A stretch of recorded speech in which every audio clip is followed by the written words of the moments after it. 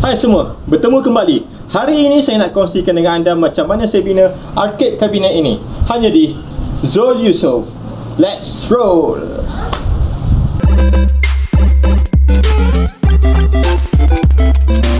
Projek ini adalah sebuah projek kolaborasi antara saya dan sahabat saya di mana dia telah membangunkan sebuah sistem permainan video menggunakan Raspberry Pi. Jadi tugas saya adalah untuk membina kabinet untuk menempatkan sistem ini agar ia menjadi sebuah fully function arcade system.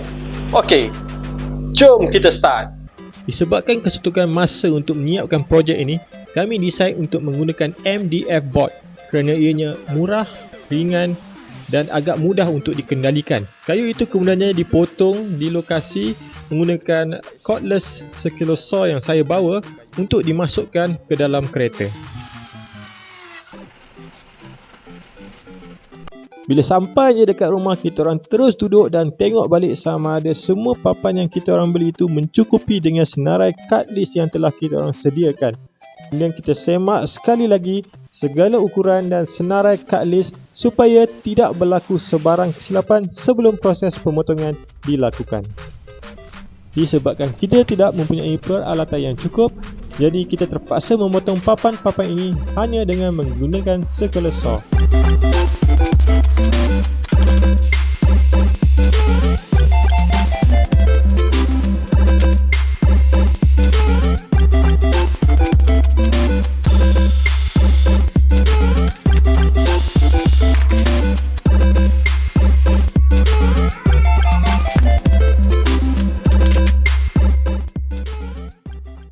Bahagian pertama adalah controller box, di mana bahagian ini akan memuatkan segala button dan joystick untuk mengawal arcade tersebut.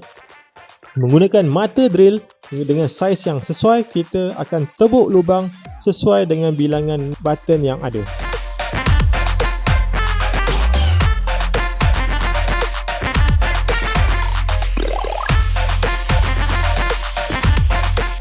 Untuk bahagian joystick, kita terpaksa menggunakan router secara freehand untuk route bahagian di mana kita akan memuatkan electronic board untuk joystick tersebut.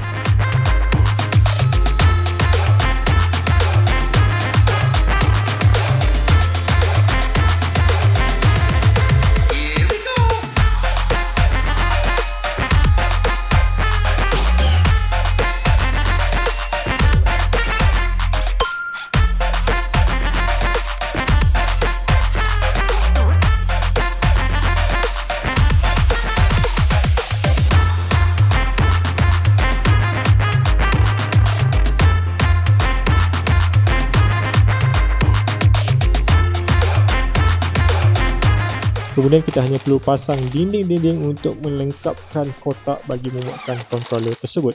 Untuk melekatkan dinding-dinding ini, kita menggunakan teknik pocket hole. Kemudian saya rapikan sikit dekat tepi bahagian controller box tu menggunakan router supaya dia lebih rounded.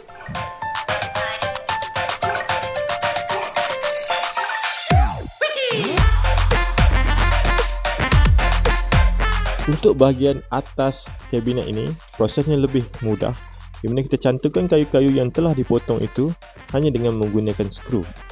Saya akan membuat lubang dulu menggunakan countersink drill bit, kemudian baru saya akan tekatkan dengan skru.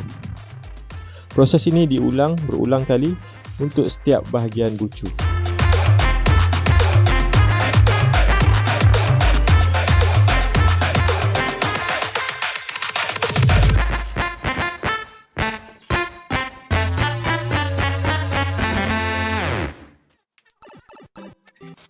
Lepas tu kita cuba letak balik controller box yang kita dah siapkan tu untuk lihat sama ada ianya muat dan sesuai dengan saiz yang kita dah buat sebelum kita meneruskan dengan proses-proses yang lain.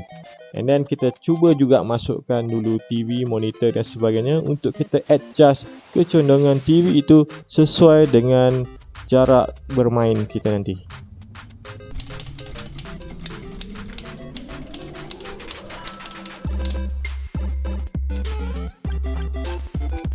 Untuk bahagian bawah kabinet ini pula, prosesnya lebih kurang sama macam mana kita buat upper kabinet tadi, upper part kabinet. Jadi kita akan tebuk lubang dulu menggunakan countersink drill bit kita dan kemudian kita akan masukkan skru. Proses tu akan diulang untuk setiap bahagian yang kita perlu skru.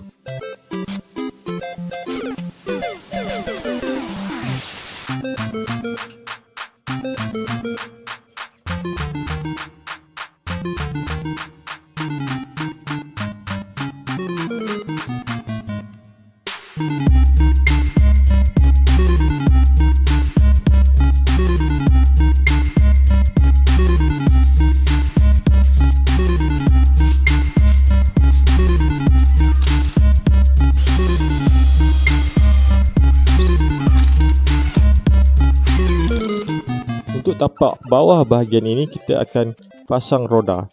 Jadi roda ini kita beli roda yang sesuai untuk menampung berat keseluruhan kabinet ini. Jadi kita akan pasangkan roda ini kepada tapak bawah kabinet ini.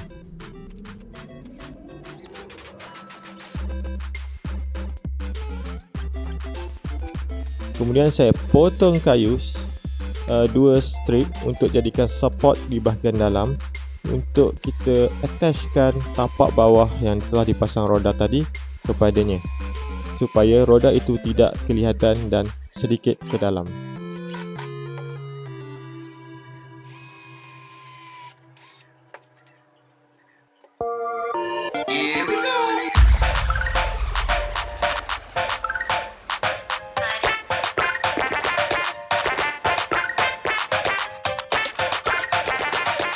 Tapak itu kemudiannya dilekatkan kepada support tadi menggunakan gam kayu dan kemudian kita kuatkan lagi lekatan dengan skru menggunakan teknik pocket hole.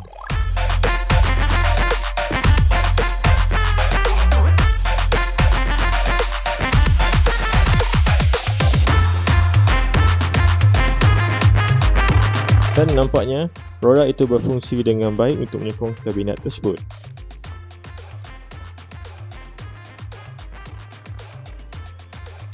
Dan untuk proses yang terakhir, kita akan cantumkan kesemua bahagian yang telah kita bina itu menjadi satu bahagian.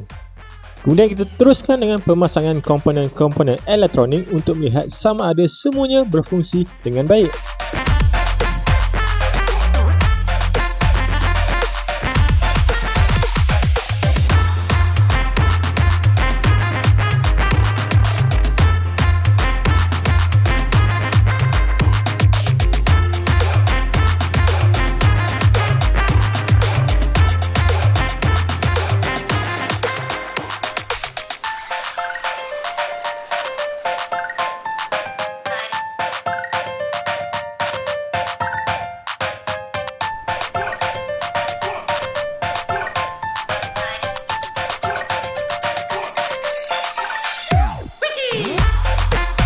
Jadi begitulah macam mana saya membina arcade cabinet ini. Kalau anda suka apa yang saya buat ini, jangan lupa subscribe channel saya dan turn on the notification button untuk update-update yang lebih menarik.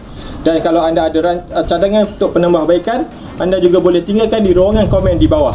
Sehingga kita bertemu kembali pada episod yang seterusnya. Hanya di Zul Yusof. Ciao.